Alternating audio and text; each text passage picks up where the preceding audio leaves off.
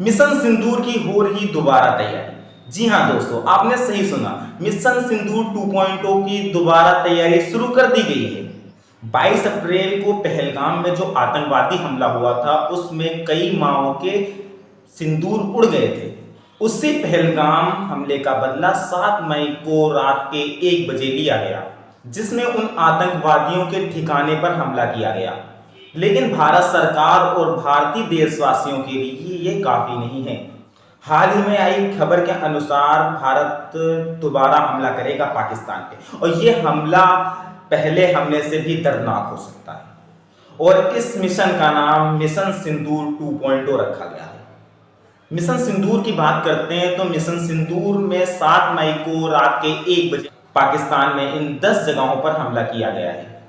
खबर के मुताबिक जिन 10 जगहों पर पाकिस्तान में हमले हुए हैं वो आतंकवादियों के ठिकाने बताए जाते हैं। हाँ, वही आतंकवादी जो पहलगाम में घुसकर हमला करके चले भी जाते हैं। लेकिन मैंने अपनी पिछली वीडियो में कहा था कि सरकार पे सवाल क्यों नहीं उठाए जा रहे।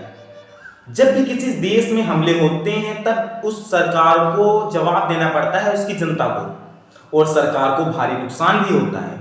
लेकिन इस सरकार में हमले होने और भारत के नुकसान होने पर यह सरकार गिरती नहीं, बल्कि और सरकार की हाइप बन जाती है। मतलब हमला होने के बाद सरकार को जनता के सवालों को जवाब देने के बजाय इस सरकार को हाइप, पॉपुलैरिटी और पावर, और देशवासियों में इस सरकार की इमेज और अच्छी हो जाती है। इसका सीधा सीधा मतलब ये है कि हमला होने के बाद सरकार को सबसे ज्यादा फायदा हो रहा है। इस पर राहत इंदौरी साहब का एक शेर याद आता है कि सरहदों पर बहुत तनाव है क्या, कि सरहदों पर बहुत तनाव है क्या, कुछ पता करो चुनाव है क्या।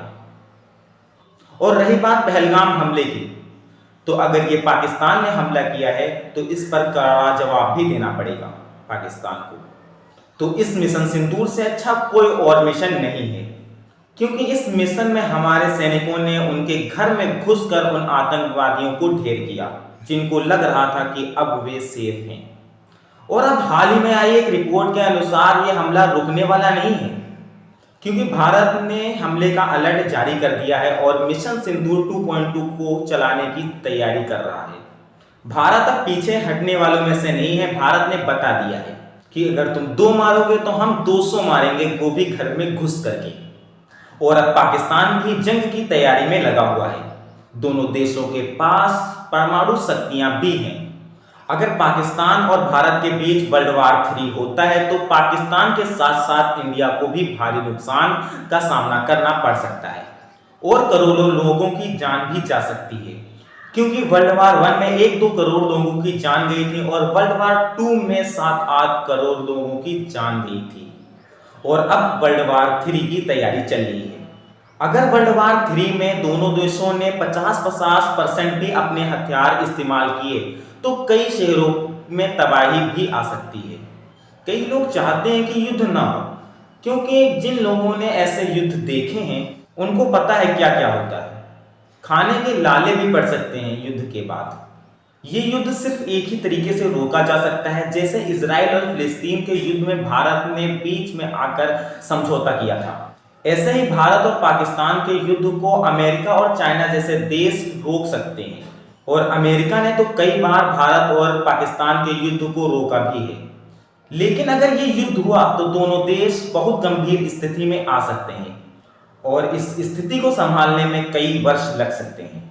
आपकी क्या राय है? क्या यह युद्ध शुरू होना सही रहेगा या नहीं? अपना आंसर कमेंट में जरूर बताइएगा।